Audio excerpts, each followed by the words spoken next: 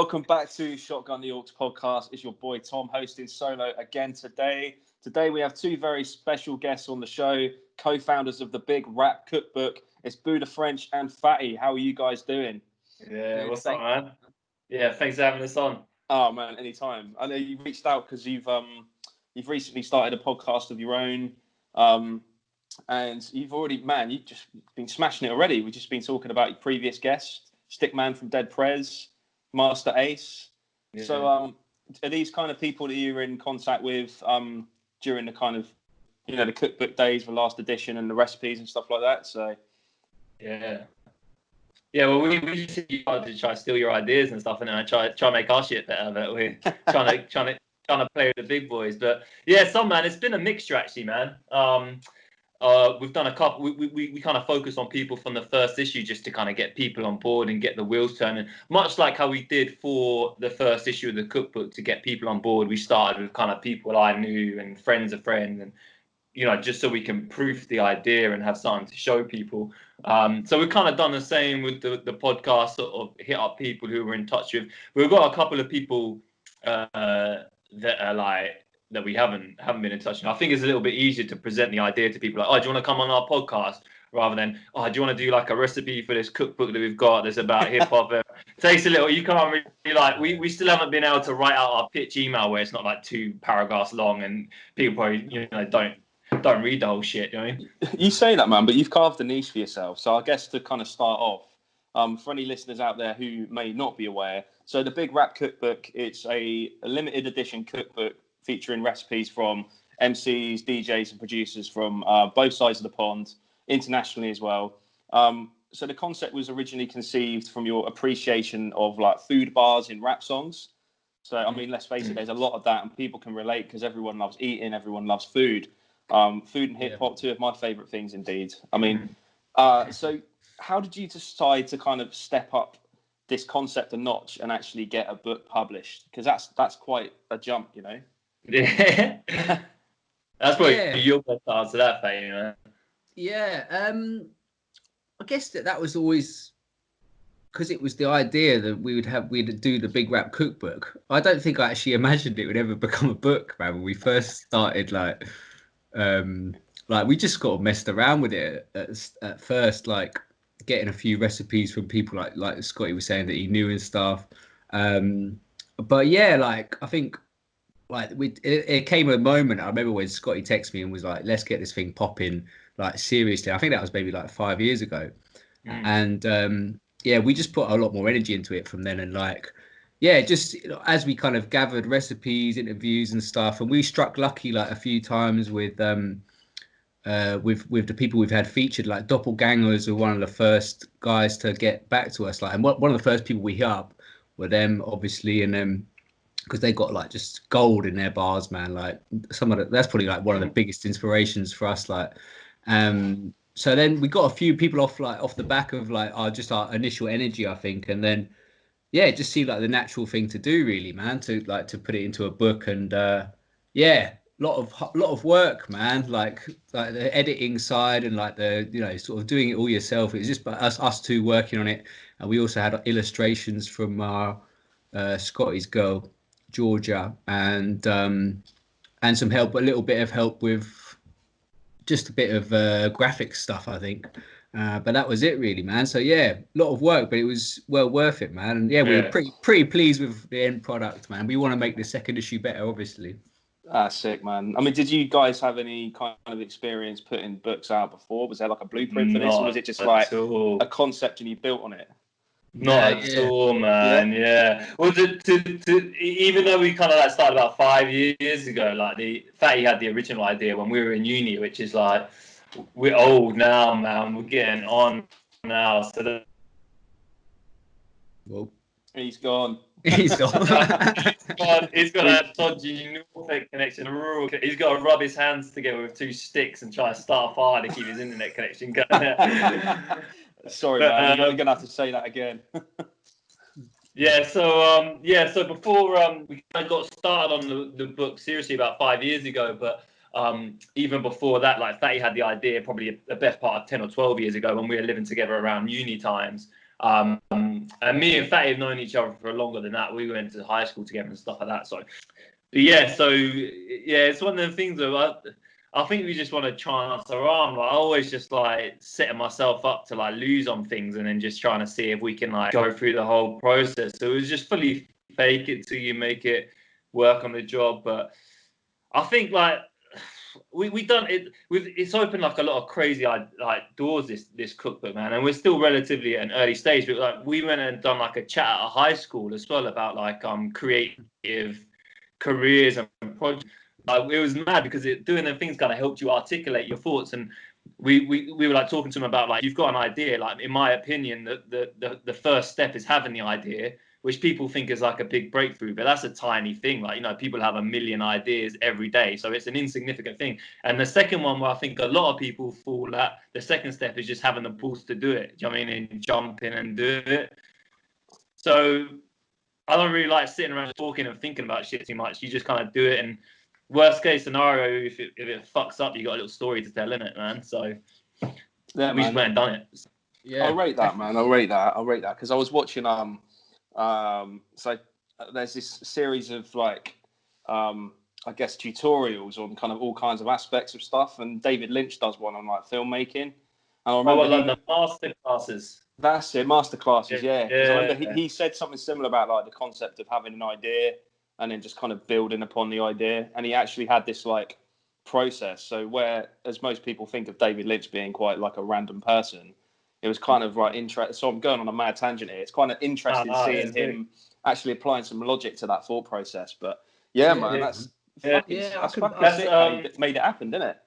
Yeah, man. I'm thinking like, we didn't really know. We knew it was niche, man. It's definitely a niche thing, like hip hop, food and stuff. But like, I don't think we really completely understood what we were actually pushing until we were told it by like maybe, that's what the case for me was, you know what I mean? When we went out to shoot in New York for the first edition, and then yeah, man, just the response we got was so positive, and like, you know, people were saying like, oh yeah, man, like I love what you lot are doing, and we didn't really know what we were doing, but like they seemed to just like be into it. So it's like, yeah, we kind of carved out that, like you said, man, carved it out. And yeah, man, it's always good to get feedback like that, man, you know. We came back from that trip pretty buzzing, and I think that definitely like spurred us through, man, to push the book and everything. So these things snowball as well, don't they? It's like one man does it, and then people see it, and they're like, oh, what's this? Like Big Rap Cookbook, because I know it's been about a time. Like I've seen you guys pop up like years ago, and I was just kind of like, all right, yeah, that's a cool concept. Yeah. So it's just one of those. It's just kind of synonymous, food and rap, isn't it? Do you know what I mean? Yeah, definitely. And I think that area is a lot more obvious nowadays as well. Because there's a lot of people that are kind of bridge them to, or not a lot of people, but there's more people that bridge the gap, and also just a generational thing. I mean, I feel like nowadays with the younger kids today, it's cooler to be into stuff like food or gardening, or like I saw an article today about like a young bird watching group in London that go around. That's sick. But there's a niche for anything, Jonas. You just gotta find the like minds in it. But it does take a little while, because we're basically, especially for the first issue, we're just basically relying on like the good nature of other people to contribute to it. Do you know what I mean? Like we're just kind of like banking on people being into the idea and being kind enough to give us their time and their recipes and stuff like that. So you can't really crack the whip or drive down on that. Do you know what I mean? So sometimes it takes a little bit longer than you'd want it to, but it's all good. Do you know what I mean? 100%, man. It needs to all kind of, the energy needs to be like reciprocated and done kind of organically. And I guess like it's a learning curve. Like you've done it once now, and now you know what not to do, what to do more of, etc. So definitely, yeah. But it makes sense what you said about kind of you know how people are now in terms of their approach to different things. Like it's kind of like hipster hop, that kind of aspect, isn't it? You know, like you know, the whole kind of like concept of like Michelin dining is very dated now, and it's all more about, you know, kind of like food trucks and like, you know, artisan, this and that and the other, and it is kind of all becoming quite fashionable. So the first edition of the cookbook came back out, I think, what was it, 2018? You put issue 1 out. And as I was saying, it kind of included interviews and recipes from a multitude of different people from all over the world. It's cool that you shine a light on the UK scene as well. Obviously, like, big thing that we do here as well. I think a few of the artists that spring to mind, you had like Res One, Scorsese. Yeah, we had Scorsese. Dirty Dyke with his pescatarian porkless curry. That fucking killed me, man. He's got some absolute stories, man. What was he? It might not be him talking about. Who was it who was talking about Dyke going on these like long walks down the train track and like just taking collecting a bundle of sticks with him? This is all, this is all folklore now. I can't remember who it was. Maybe he's like taking a bundle of sticks and making like a little trackside barbecue. Was that Flip Flicks that said that? Maybe, yeah. I mean, just imagine him doing that though as well, man. Yeah. It's like, if you watch his Instagram stories, always so random. It just seems to live this like nomadic existence, just wandering around like caravan sites, like on a fucking canal. Like he's always somewhere really random with like the most like bizarre assortment of characters, isn't he? He's fucking mental. He likes to pick a mix. Yeah, incredible. He can chef it up though, man. He can chef it up. Yeah, for sure. He's got skills. But across the pond, you had like J57 as well. So I remember bumping like the Brown Bag All Stars like years ago. Yeah. And I know like he featured on one of your albums from a few years back, Booda, didn't he? 6 a.m. Coffee Club. Go check that shit. Ching. What happened to those guys, man? Are they still kind of a collective?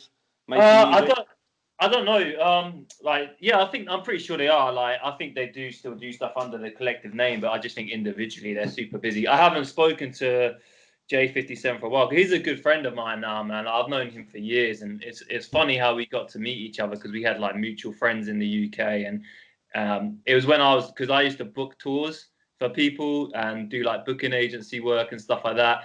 And I got put onto him because he was managing an artist that I wanted to try bring over. And then it turned out we had like mutual friends, and then we done some music together and stuff like that. And I mean, Jay alone is super busy himself. So I can't imagine when you put all the other members together, I'm sure it's hard for them. Like, you have to book a Skype call with J57 like a year in advance. Do you know what I mean? Like, catch like a 5-minute slot. Because he's just done the JMO gang stuff as well, like Razkaz and El Gan. And they just had the album with DJ Premier and Atmosphere on it and stuff. So yeah, he's a sick guy. He was one of the first people that done a recipe for us, actually, man. He stole his mum's avocado dip. He was on the first one that we put on the website. Actually, before we had the website, we had just like a Tumblr page or something like that. And some shit like that. But he was on the first ones that done it, man. So gotta start somewhere, man. Yeah, exactly, man. 100%. Have you like tried any of the recipes in the book? Like, have you cooked many yourself or? Most of them, I think. I don't think there's many you haven't, isn't there, Faye? I know you've had like sessions trying, and obviously we done half of them to shoot for the book, so we had obviously like food pictures in my kitchen. But yeah. What's been popular? Grim Sicker's brown stewed chicken has been a popular. Yeah, that was the gem. I've heard good things about Dyke's recipe as well from everyone else that's tried that, like my friends and stuff. There's a good little mix in there, man. It's hard. Like, we didn't really think about curating a proper recipe. That was like the last thing on our minds. You know what I mean? Of like, are we going to have like a mixture of like, sort of mains and desserts and sides, or like, veggie dishes or, meat dishes and stuff. But it just kind of came together as it was, man. I think it works pretty well. But I think we'd like to get a bit more variety and stuff for the next issue, man. But yeah, what else is a good little recipe in there? Seeper's lasagna is pretty good, I have to say. Yeah. Some of the more like simple ones are good. So I'll tell you what, some guys mac and cheese turned me as well. I was never really a big mac and cheese eater, to be honest with you, and then I tried that and sold me. I can't eat it now because I don't eat dairy or whatever. But like, yeah, that was that turned me. That made a fan out of me. Do you know what I mean? So that was cracking. It's like, was it a 4 cheese special, something like that? Insane.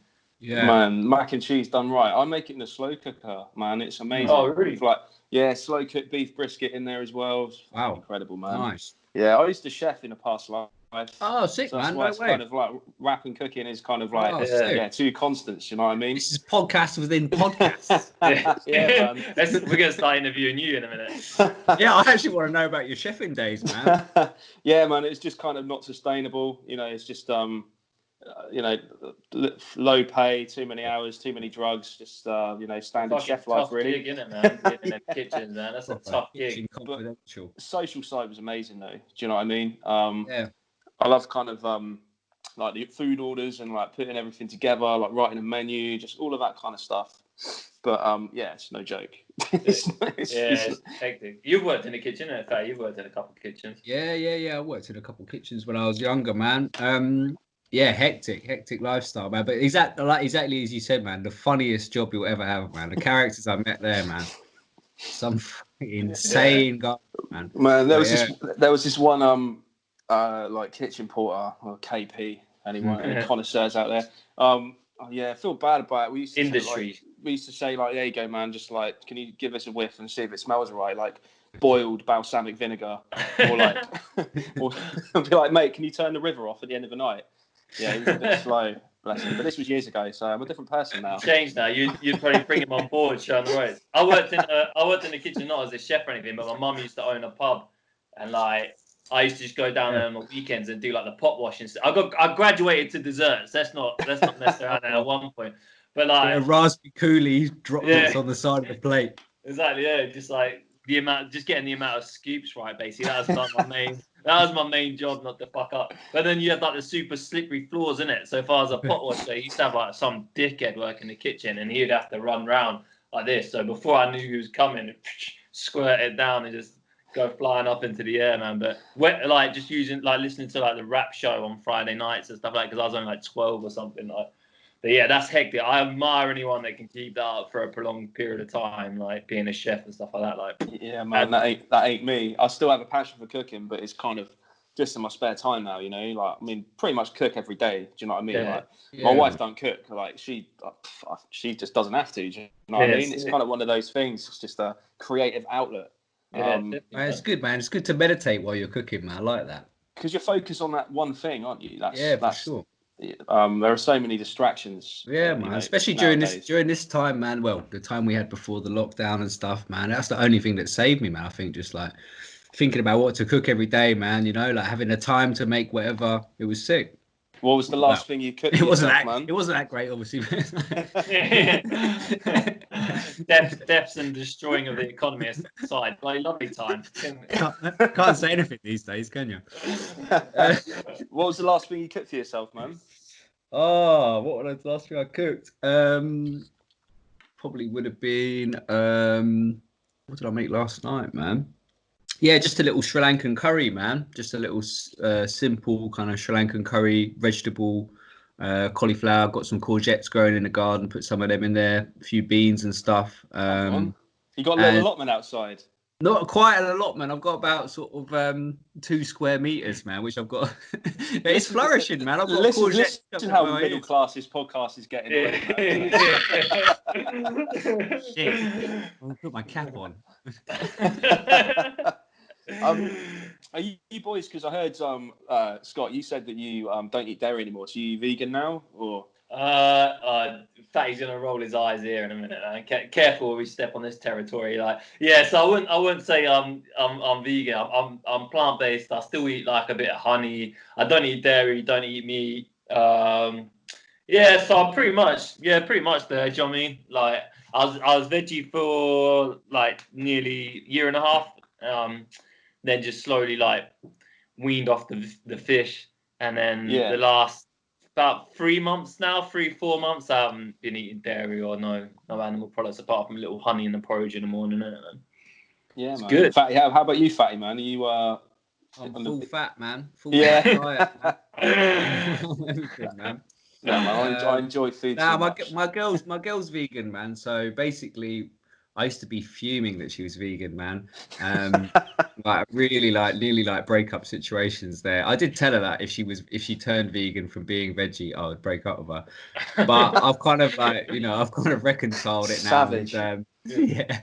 What I'm doing is basically cooking her a vegan dinner, and then I'll eat a bit of it, and then when she goes to bed at like 10 or something, I'll just like eat anything, like bacon for someone. Just shove a few sausages in it. Wild with it, yeah, exactly. Oh, mate. Just emotionally abuses her now instead. You can stay in the house, but Oh, for legal reasons, this is all jokes. Yeah, joking. If you No, knew her, man. she'd be laughing as well. So, yeah. Oh man, I'm only fucking around. But, like, I think if we took the tape off, obviously. For the record, Fatty, definitely not a gaslighter and a murderer. So Fatty is full fat. No, but with the whole vegan thing, I completely admire anyone who can do it.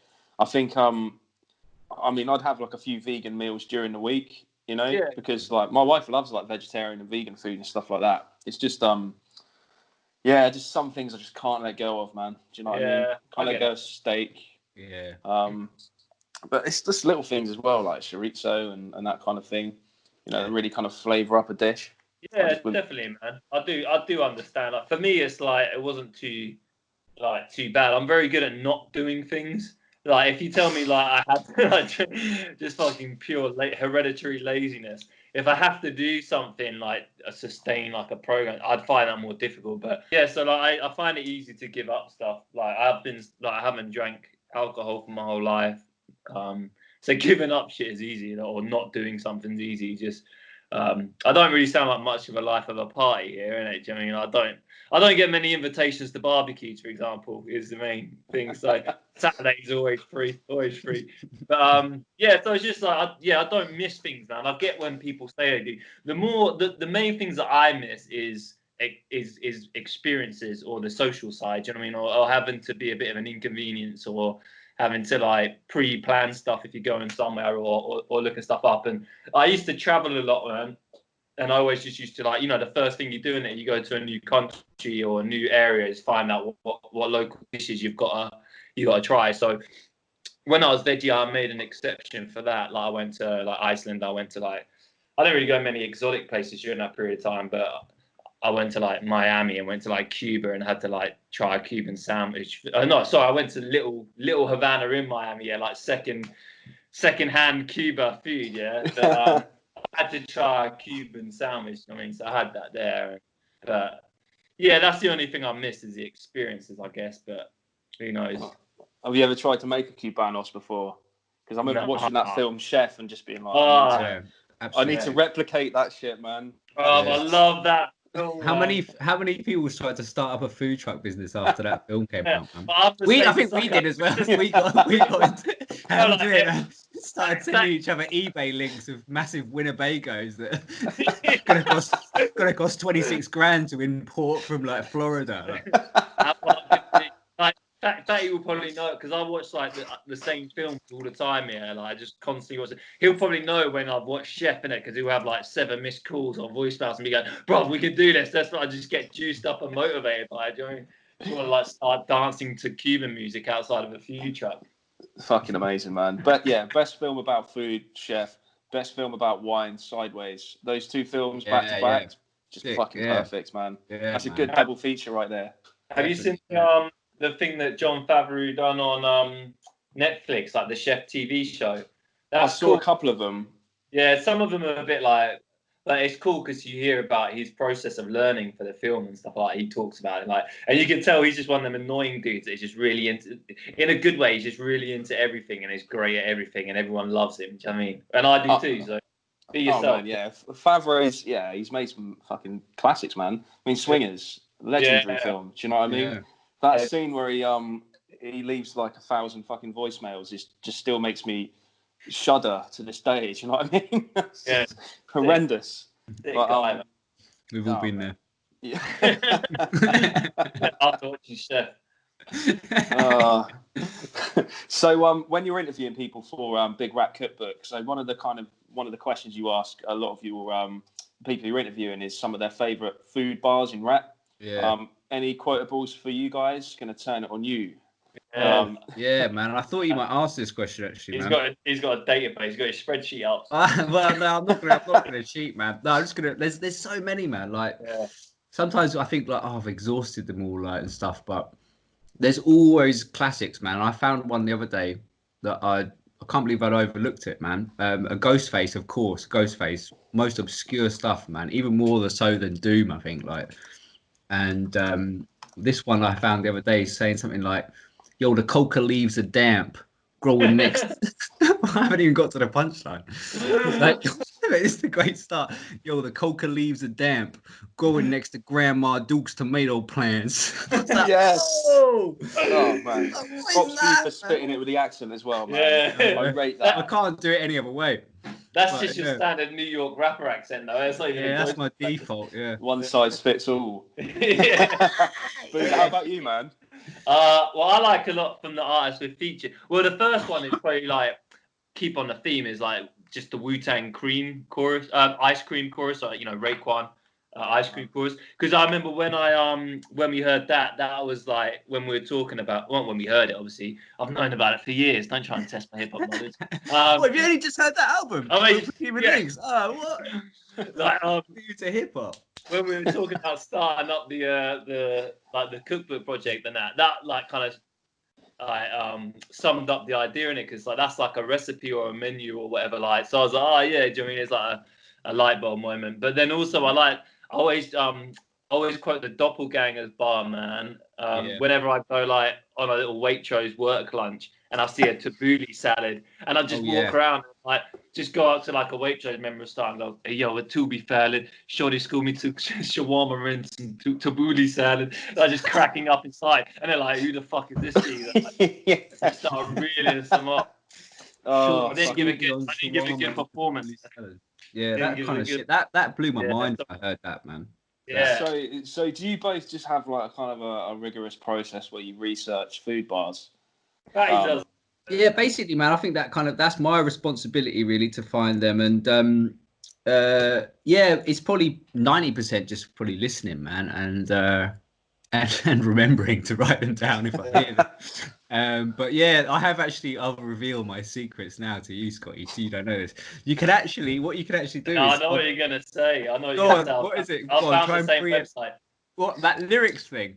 Yeah. There's a website. So, for example, I think I typed in something like ginger the other day into this website. What is it? A to Z lyrics or something? Yeah, something. And then into Pornhub. I won't comment on that one. But I was going to say something really funny, but if we weren't recording, it would have been better. How inconvenient it is on a podcast and we're recording it. Fucking diva. So basically, you can search by word, So I started looking. I was trying to think of more obscure things, because I think I've searched all the classics. And if you search anything like mozzarella or gorgonzola, it's just about money, yeah. You know about hip hop slang. You might do. You will do after this, guy. Obviously, bread as well is a big one. No, but if you can search it by word, man. So then, I found something with something about talking about someone spicing up their ginger soup or something. I can't remember what it was, but it was a classic, man. Can't believe I haven't found that before. But mainly it's like listening to just like anything, man, and trying to just wheedle out some bars from it. But that's the process basically, man. It's not as glamorous as it sounds. I've got one for you. I've got one for you, but you've probably got it. It's from The Roots, from Birthday Girl. Ring a bell? I don't think we've got. Oh, what about cake? Nah, now she told me cheddar cheese grits to tomato fried fish, because she heard it's my dish, trying to be my sidekick. Oh, that's it. Yeah, man. That's I think it's a bonus track on album's that from? Rising Down.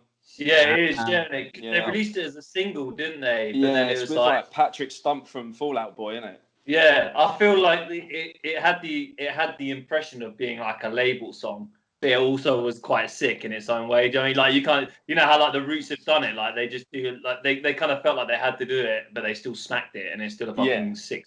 Like, and has it got is it got like a female singer on? I can't remember. Yeah, man. Yeah. I can't remember her name as well, but it's very like melodic. Yeah, she killed it. I used to play that song Outbound when I DJ'd, I remember. It's funny. Fatty, did you have that one? I'm just seeing like the. Never had that one, man. I'm writing it down now. Yes, come on, my contribution to the cause. Yeah, bro, definitely. You can have that one for free.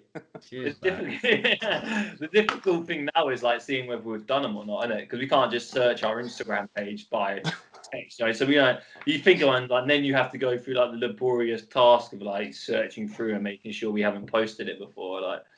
And then I usually edit them, put them up, and a ton of spelling mistakes, and then try to get it down before anyone notices it. That's my fault. Yeah. I have to be militant on that, man. I've always got a little typo popping up somewhere, isn't there, man? Some people called us out for that before as well. Yeah, the artists themselves have called us out, and then I just they're never beginning the book. Yeah. Oh man, I can actually fuck it. I'm not going to say it. Have you got another one? Yeah, on your website, you've got juggernauts instead of juggernaut. Oh, fucking hell. Juggernauts. Oh my Don't tell God. him that, man. Juggernauts, plural. But yeah, speaking of jugs, man, he's like chef extraordinaire, that guy. He's you know what I mean? Amazing, yeah. He's perfect in every way. Oh man, he's a G. I think Such a sick guy. jugs like in the UK and like obviously like Bronson in the States are the kind of go-to like food rappers. Do you know what I mean? But I had Jester Jacobs on the podcast a little while ago, and he was saying how Action Bronson's bars are basically just like complete nonsense. Like it's just a sports reference and a food reference. It's like the Family Guy manatee like story generator. Do you know what I mean? It just seems to be so. And I think it might be a little bit harsh saying that, but it is. But if that's what you like, that's what you like, man. Exactly, man. You know, a lot of people do, man. I love it, man. And it's like the same with like, well, I suppose Doom is like maybe a little bit more layered. Yeah. But let's not get into that because we'll be here for bloody 4 weeks. Oh man, yeah. I mean, food, man. I mean that fucking that whole album is just ridiculous in terms of like just food metaphors. It's so layered. Yeah. There's so much of that album I probably still haven't caught yet. Do you know what I mean? Yeah, that's definitely top 5 for me. That album, man, I love it. He's just not human. But you know, we were talking about Stickman that you interviewed from Dead Prez, and that track on Let's Get Free, Be Healthy is probably like the most unintentionally funny rap songs I've ever heard, because it's just in the middle of all of that body of work. You know, you've got such like political bangers, and then that's just like, oh yeah, be healthy, drink 8 glasses of water a day because that's what they say. It's just like, oh man, you can't help but to laugh at it, even though they're being really kind of sincere with it. You know, it's like, no kids, be healthy. You know, be really, really. It's just like, it's just funny to me listening to this. But the other funny one is Rap Snitch Knishes on Food Man. Yeah, I mean, Rap Snitch Knishes. Yeah, intentionally man, funny though. I never knew what a knish was actually until I got to New York, man. Jewish deli product, I think. Actually, I still don't know what it is now. To be fair, I've seen it. I just thought that's it. I never knew what it was. But the first time I ever saw it written on a building was when we were in New York, man. But yeah, is that the one where he's like, what is it? Tell them all their business. Sit in the court and be your own star witness. Do you see the perpetrator? Yeah, I'm right here. Tell them to be their own star witness. Yeah, that's it. So good, man. So good. Dishes. So you've been on your travels a bit with the cookbook. So New York must have been a bit of a kind of culinary experience. There's so much good food there. Do you know what I mean? A lot of good food. Is there any kind of highlights or like hotspots that you remember, and some of your favorite dishes?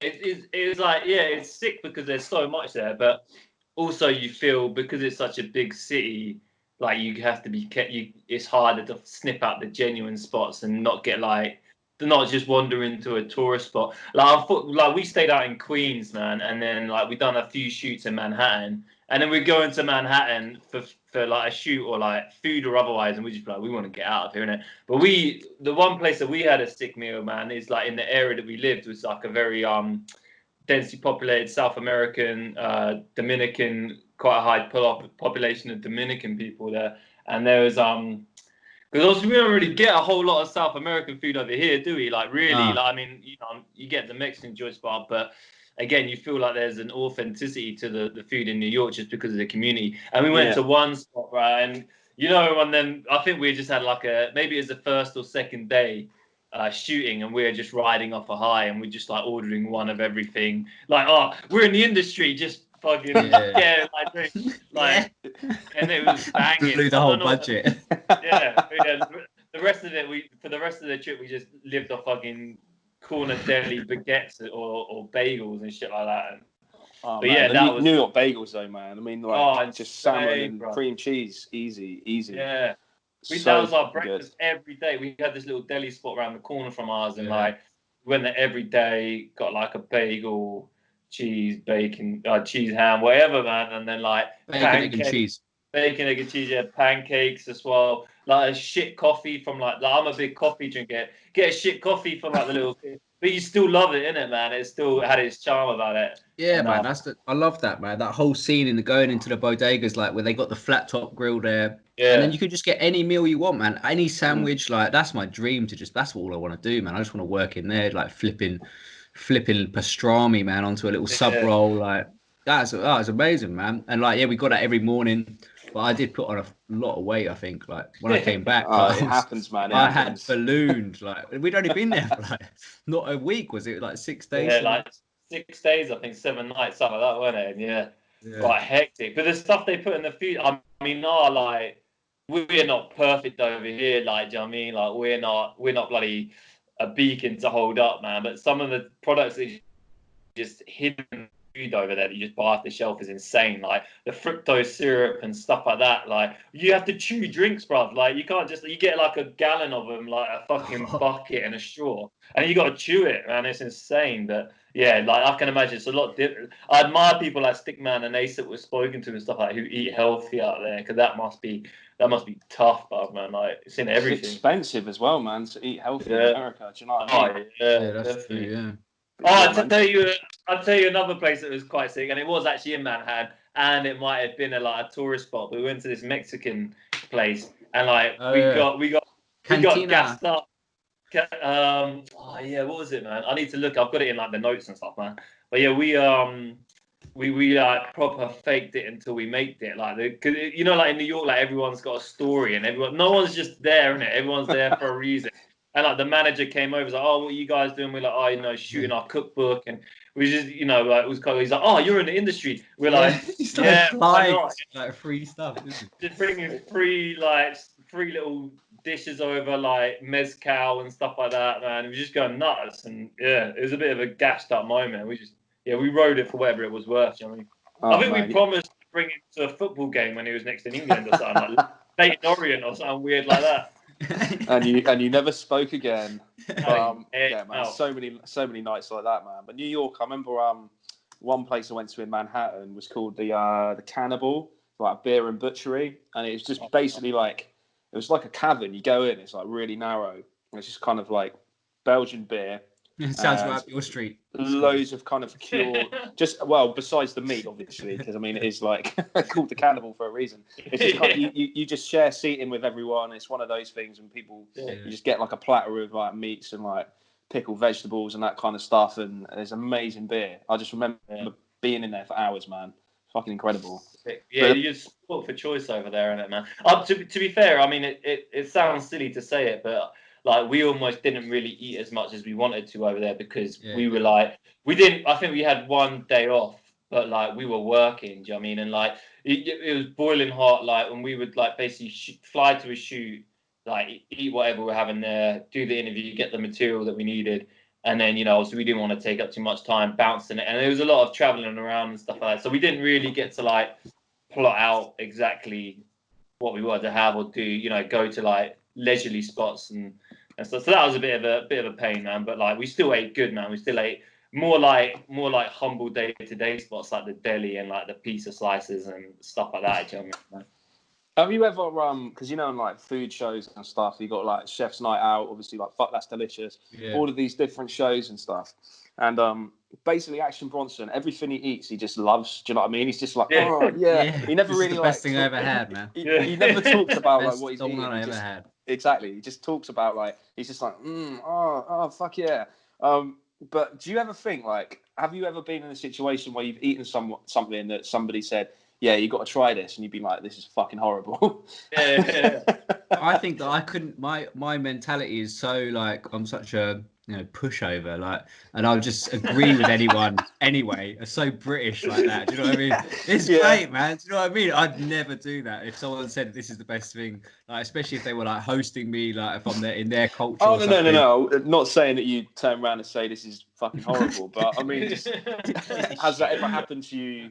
Right, and now you can say. Just go home and like criticize them on TripAdvisor. Yeah, well, it's happened to me with my Snake. It's happened to me when my girlfriend's cooked me vegan dinners in the past. Like, man, do you know what I mean? Something tells me you're a lot more honest though when it comes to telling her about the vegan dinners, Faye. Oh, fucking hell. But you guys collaborated with Taste Cadets last year, didn't you? Yeah, did like a man. supper club, big up to them guys, man. Yeah, shout out to, and Nando's as well. It was with Nando's. Yeah, that was with Nando's stuff. Yeah, that's big. So how did that come about? Was it just through the cookbook? I still don't know. Yeah, I don't know. Still haven't figured out. I think that originally Nando's wanted us to be in their because they were doing a magazine, I think. Yeah, like free giveaway magazine that they were putting out in their restaurants and stuff. But that never materialized in the end because we were going to do a feature for them. But then, yeah, we just kept in touch with them. They've always been like real cool to us, man. We don't really know why. But like they just love us, man. Like, it's like, oh, thanks so much. Nando's will Taste Cadets. Well, it's the Nando's team that are like. There's a few girls that do the marketing, PR, and like the food. I can't remember what Ruby's job is. She's like the food developer or something.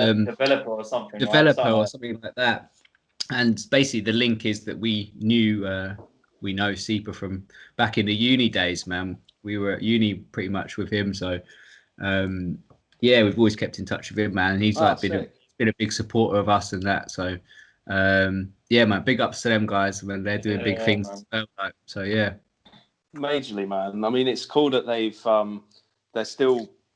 I mean, they came from kind of the scene, didn't they? I mean, you watch all the old kind of like Don't Flop videos, and they're just like every one. Yeah, they're in the back. Yeah, we were there. Me and Seeper were watching your battle with Lee Scott. I remember. Yeah, and then now all the comments on that. You seen that? Yeah. All the comments on there. I missed the battle days, man. It's Corrupt FM. There's Corrupt FM there, and then there's someone else who's gone on to do something big on the other side. So it's like a who's who now of like British comedy celebrities in like a bar in Brick Lane or whatever, listening to people shout at each other. But yeah, mad. But that's why that show is so good, man. Is because like what, when you get like comedians do like jokes about hip hop culture or whatever, and it seems like they're taking shots at it, but because of them being involved in the scene and being such fans, I mean, so they're commenting on the nuances of it, aren't they? They're not just like mocking it or making a mocker. That's why it's so good and so successful, man. Like 100%, man. They pay respect to that culture, which is why it resonates so much. And I think the I guess the counter person that you were referring to, someone like a fucking Lee Nelson or something, like knows fuck all about hip hop and hip hop culture, but parodies it and has no kind of people no rap fans. You know what I mean? Oh, I know, man. It's I expect that in the office, but don't get a bloody TV show out of it. You know what I mean? Yeah. Oh man, do you miss battling, Booda? Not really, man. I miss him battling, man. Yeah. It's a difficult one, man. I'm trying to reignite his career. Food fights. Come on, that's a new concept. You heard it here. You have that as well. Exchange like food bars, and whoever's got the best food bar for bar gets to throw like a custard pie at the other person. You can see it, man. You can see Don't Flop the card there, man. Food fight, Booda French. Oh man, it's difficult, man. Like, cause you could use your alias, Gouda Française. Man. Yeah. So basically, I've done a few things where I do like I rap over stuff that gets posted to like adverts and TV shows, like, luckily I know someone who's in there, so they get a brief that needs like a if they need a brief that needs like a rapper, they'll come to me, and I've done so. And they wanted a grime thing, and they were like, I was like, I don't really do grime now. I don't want to be seen as like, I don't want to be unhelpful, but I didn't want to be seen as like someone that's just gonna, I'm gonna do grime now. Do you know what I mean? Because it's not really my. Were they just like, Booda, beggars can't be choosers, mate? Just do the fucking rap. Yeah, it's like, go on, mate, you're looking like you're worn out. You know, the cookbook's not doing well, is it? You've had your moment with that. Now you need it. So I built an alias called Gouda Francais, who just raps about cheese in grime.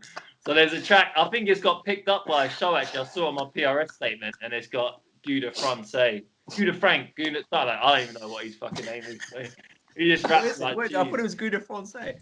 It should be that. Change it to that now. Something like that, yeah. Oh, man. Fucking crazy. How did you guys both get into hip-hop originally then? The cliche question, but obviously before you got into food, or was it...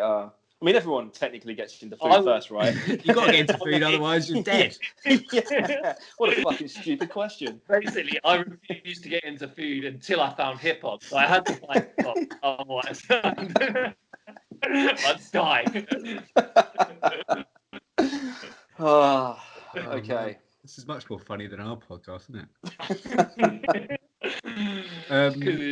You go ahead. Answer it. No, you talk, man. It's kind of similar, basically. You go first while Booda's frozen. Everything that you know. Well, basically, we grew up in a village, man, like probably about 1,000 people, like in Suffolk. And yeah, I think from the age of about 12, 13, I think. Fuck off. Sorry, don't edit that out. From about the age of 12 or 13, I remember being on a school trip and Scotty passing me over the headphones to must have been Dr. Dre 2001 at that point, I think. Chronic, wasn't it? And that was it, man. I think from there, and then it was like, I think I got into like probably Eminem through that as well. Like, so it wasn't like probably, that was sort of, what would that be? When I was about 12, 13, I think, man. And I just remember those albums being on repeat all the time, man. And then from there, just got massively into it. Started getting decks, and we just used to freestyle all the time, play basketball, and want to buy records and stuff, man. That's all we cared about, man. During our early years, I think. Obviously, Scotty was like deep in the scene, where I was more just sort of closet freestyler. Just only freestyles when it's in the 3 deep in the back of a VW Golf. Yeah. I don't know. Like, I don't really know. I've been asked this question a lot, like, and I change it every time because I don't really. There's, like you hear a lot of people, they have like a definitive answer where they stole their Big Brother's tape or something, and that's how they got into it. But I don't really know, to be honest, because like fact is, I was born in Ipswich, and then when I was really young, moved out to a village just outside of it to look after my grandma and things like that. And I don't remember how I got into it, but I was into it very young, which like completely goes against. It's not a big hip hop scene in like this village that we lived in. No one's like there's I don't know how I got it, but even just little things like little cultural references, like watching Fresh Prince and like having the intro theme to that, and then I remember getting like MTV Bass in high school, and it just went mad from there. But I used to, I was like deep into it. I didn't really, I knew quite a lot at a young age, man. I still don't know how. But I remember finding out about the Source magazine and somehow getting like a copy of that from America. And I got into like P. Diddy or Puff Daddy, for example. And then from that you find Biggie, and then from that you find Method Man on the track, and so then it just got more serious. And then I was at high school, like 11, 12 years old, like playing Artifact CDs on my CD burner. I remember that. I remember having that album well early, man. Like when we were like 13, 14, and I'd heard that before. I'd heard a lot of other classic stuff. Yeah, it's like that with a lot, and also like a lot of UK stuff we were into like early, man. From like the year 8, year 7, year 8. I can't remember. Yeah, and I remember hearing like Money Mad, London Posse on a mix, and just being like, yo, British people are, and then you go into the UK hip hop side and you just get down into a rabbit hole, man. I think like like I certainly am, and I think it's common for a lot of people that are into like hip hop is that you get quite obsessive over things. You know what I mean? Like you can see it from whether it's record collecting or hip hop heads into trainers, or it's not like, you know, people go deep into it, and then so you just get down little rabbit holes and just keep going. And then I pass the headphones on to Fatty and taught him everything he knows. Yeah, basically, yeah, he did exactly that. Yeah, man, that's no word of a lie. But yeah, no, it's. What about you, Tom? How did you get into it, man? Well, the definitive answer is I was surfing in North Korea. No, Wow. So no. To be honest, man, it's a pretty generic answer. It's I came into it. I discovered it through kind of like you were saying, Fatty, kind of like the West Coast stuff, like Dre, like Exhibit, all of that stuff. And then I got into the kind of the East Coast stuff later on. But yeah, the seminal albums, man, like 2001. I mean, I remember like my best friend, he was like best man at my wedding, Tom, left me an answer machine message when I was probably like 13. And it was just, you know, the intro to like "fuck you." Yeah. Hi, baby. that like hearing that stuff, man. Do you know what I mean? It was like, what the hell is this, man? Like, it was crazy, man, for us back then. And like, obviously, like, you know, but I was saying also, like, I think me and Scotty had this conversation not long ago, like, and yeah, actually talking to Stickman about it. I think we were saying, because when we spoke to him, a lot of the Black Lives Matter things were kicking off, and he's in Atlanta, and he just had a massive riot the night before there, and we were talking to him about like not him. Or were we talking about it? Were we? I can't remember. Yeah. No, we didn't dare say anything to him when we talked to him. We talked about it afterwards. You made it sound like it was just like a one-man riot, just Stickman just rioting with no cause. Not outside. but obviously it's an interesting time. Like, we were sort of saying that, yeah, man. Basically, a lot of our education came through those albums, man. Growing up, I learned a lot about vocabulary. I learned about how words were used, about politics, and, you know, a lot of stuff, man, through listening to. We were also into like Mortal Technique at that age, maybe a bit later, I suppose that would have been. Yeah, man. You know what I mean? Like, okay, now it sounds a bit corny to us, but like, you know, back then, man, it was like, damn, this is like, you know, this actually means something. And Mortal Technique, I mean, he's still, I think his storytelling ability is unmatched, really. Do you know what I mean? You don't really go to him for his flow. Like, his flow is. He's got quite like a rigid flow, I think, but his storytelling and the impact his stories have are still kind of, you know, incredible, really, if you think about it. Yeah, but yeah, there are definitely some rappers that you grow out of, probably the wrong term to use, but you know, you listen to more of. Like, I used to like love Tech 9, like probably about 10 years ago. A lot of people love Tech 9, yeah. And now it's kind of like I respect the grind, I respect his work ethic, and he's undeniably talented, but like I don't really. It all just gets a little bit samey now. Do you know what I mean? Like, yeah, exactly, man. Yeah, a lot of those ones like Jedi Mind Tricks, Non-Fiction. It's another one, yeah. It's that other one like Jay was talking about, the dirty guy, man. Uncle, what's his name?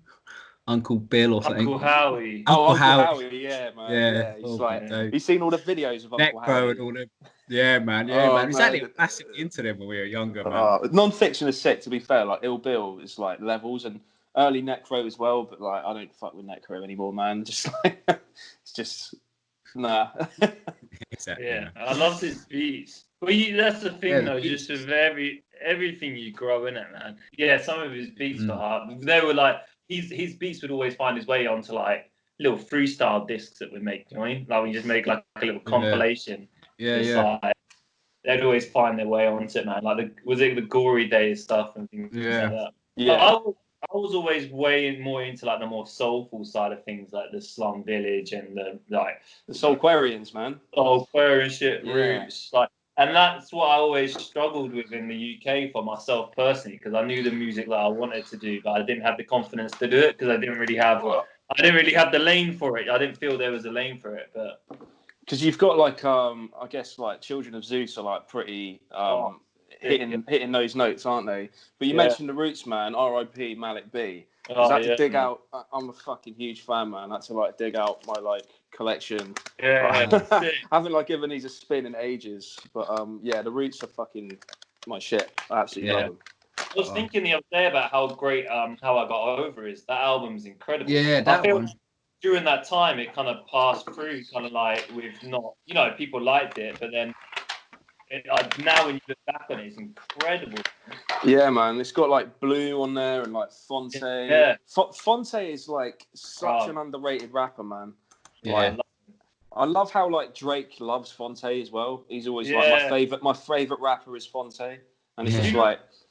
Do you know what though? Yeah, the first time I heard Drake was on like the Little Brother mixtapes. And do you remember? I don't know if you know the MC. He's a bit of an enigmatic character, man. But do you know Grimlock from like the Colony? Yeah, I know. Yeah.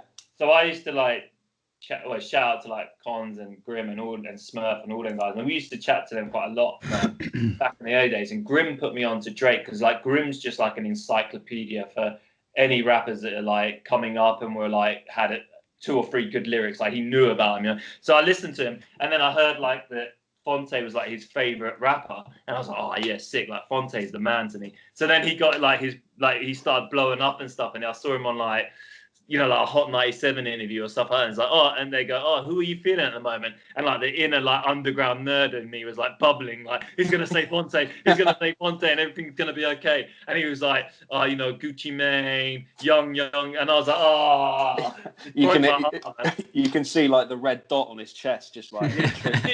Yeah. I was just devastated, man. I was like, Fonte's about to get his looks and stuff, man. Nah, man, I like it. I do rate it though when like commercial artists give props to like the independent guys. Like I saw an interview recently with Logic, and I don't fuck with Logic really, but he was singing R.A. the Rugged Man's praises. He was just like, you need to check out R.A.'s new album. It's fucking incredible.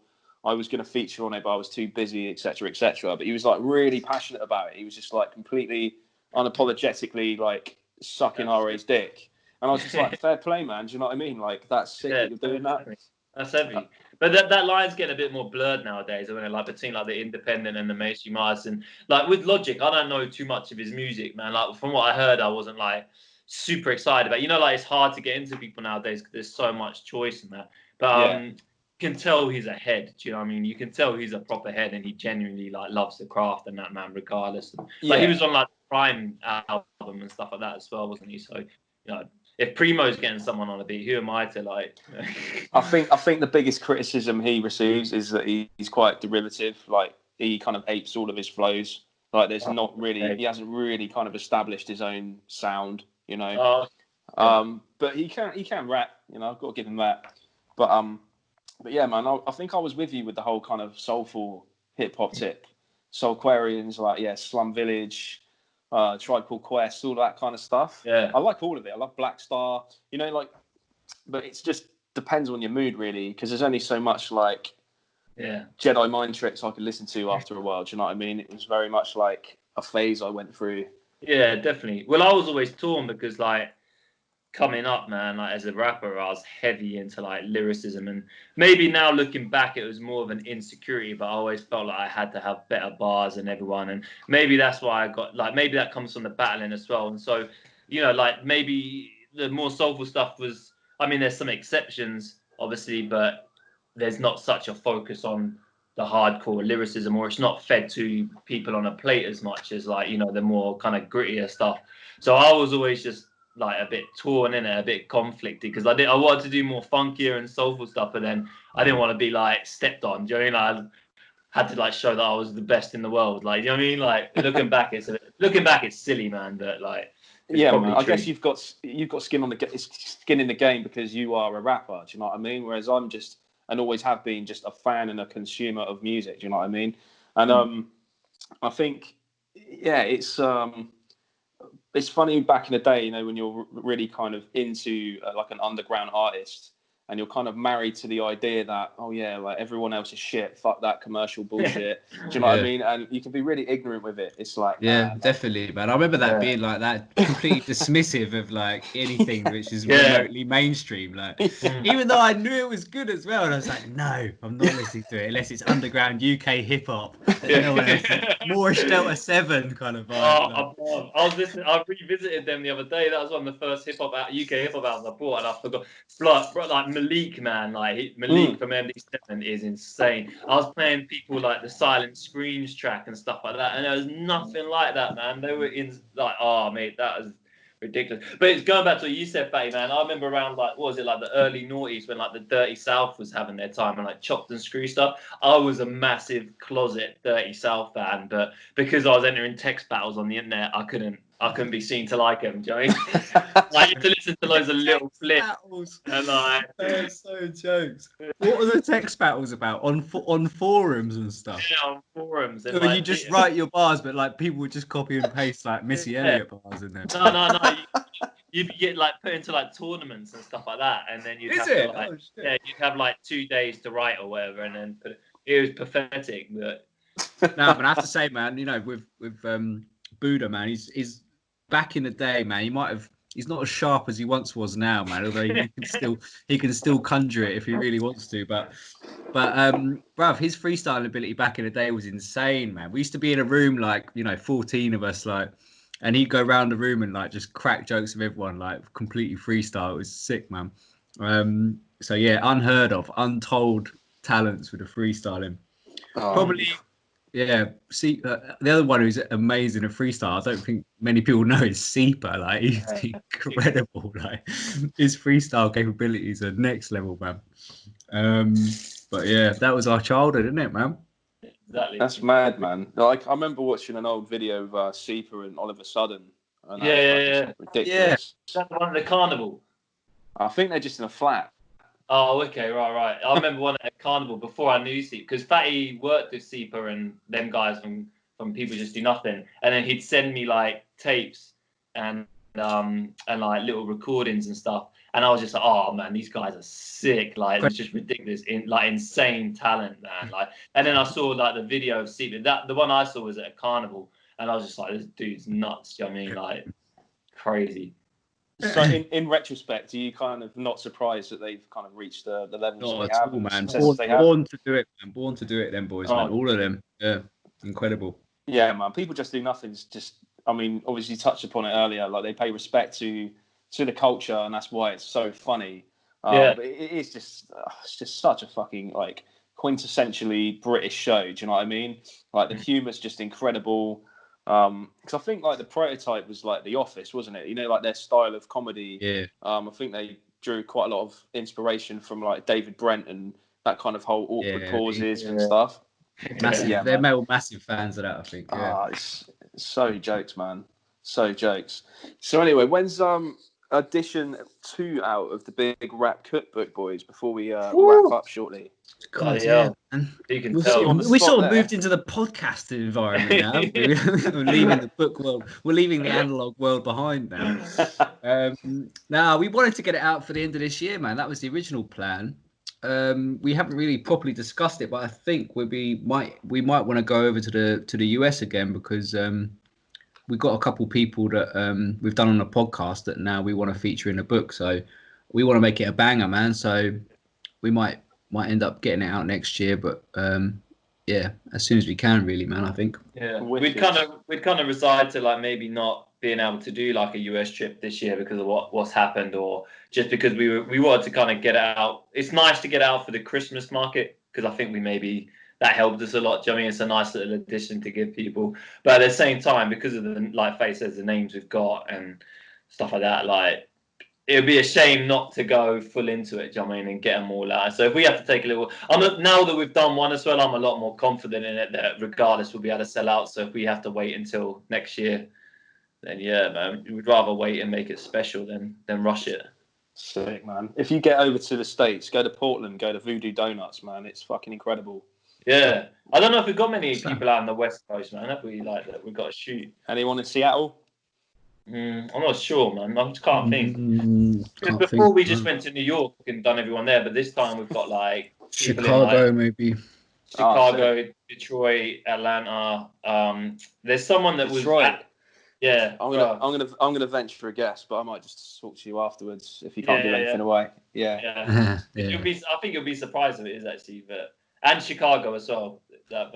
And we had someone out on the West Coast actually who done a recipe for issue 1, or we done the interview, but then like, I mean, again, mate, we'll tell you afterwards, but he's like royalty, man. Like some of the if we could Yeah, get man. him I in, want to man, get him definitely. and like, I just want to talk. I don't even want to talk to him. I just want to hear him talk. I mean, like, yeah, man. Like, we're talking like he's like spanned over maybe 3 or 4 decades worth of music, and we'll tell you in a bit, man. But yeah, for real.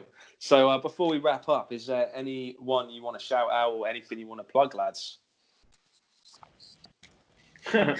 No. Shout out Booda, man. He kills it, man, every time, and he's the reason that we've pushed this on so much, man. So definitely shout outs to him. Shout out to Georgia for doing all the illustrations for us. Shout out to our photographer Jay Storer, and shout out to Anis as well, who did some shots as well for the first edition. Anyone else?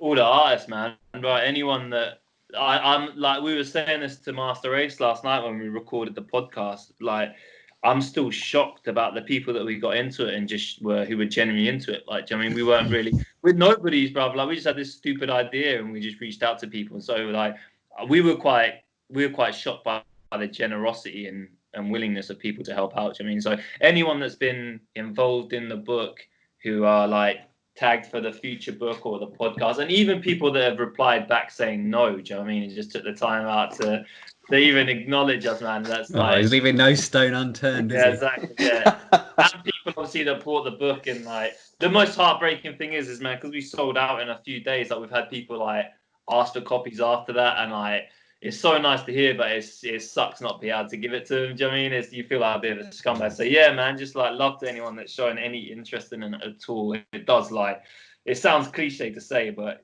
I do feel a bit like shocked when people are, you know what I mean, like, are into it and like want to talk about it. And to yourself, man, like we've done a couple podcasts with people reaching out to talk to us about it and, you know, the story behind it and stuff. And like, it's flattering, man, and we do definitely appreciate it. You can, like, I always get nervous that we don't show enough gratitude. You know what I mean? Like, Nah, man, I think it's and you guys should be proud of what you've achieved. You know what I mean? It's just like an idea. It's just sprung this like big movement, and people are on board and people are passionate about it because people obviously get behind what you're doing and rate what you're doing. So like, props to that. Do you know what I mean? Yeah, man. Big pat on the back. Yeah, we give plenty, man. Yeah, sick. No, man, it's exciting, man. We just look forward to seeing where it goes now, man. Like, we've got like a lot of ideas and plans that we want to do with it. It's just, you know, negotiating it around real life and stuff like that. But yeah, it's been mad so far how far we've come with it and the people that have, you know, received it and stuff. So yeah, it's sick, man. Yeah, as long as you boys are having fun with it, just keep doing it. You know, that's exactly it, man. Yeah, man. That's what we want. That's summed up. Big ups. So where can people find you both on socials and more information about the Big Rap Cookbook? So yeah, Big Rap Cookbook IG, innit? Yeah, just Big Rap Cookbook for everything. Yeah, all Big Rap Cookbook, man. All your big names. I don't know what's there now. Facebook, MySpace, Bebo. All the big, yeah. Bigrapcookbook.com, but don't go on there because it's littered with spelling mistakes. Yeah. We have a fax me on 4921. Booda, Fatty, it's been a pleasure. So we've been Shotgun the Orcs. Fun, man. Thank you, man. You're welcome, man. Honestly, we'll have to do a part 2 when the second edition's dropped, so we can talk about it in a bit more detail. Yeah, sure, man. That'd be sick. Sick, man. Sick. Well, we're Shotgun the Orcs on all platforms: YouTube, Spotify, Apple Podcasts. Like, subscribe, all of that jazz. Boys, it's been an absolute pleasure, and we're out.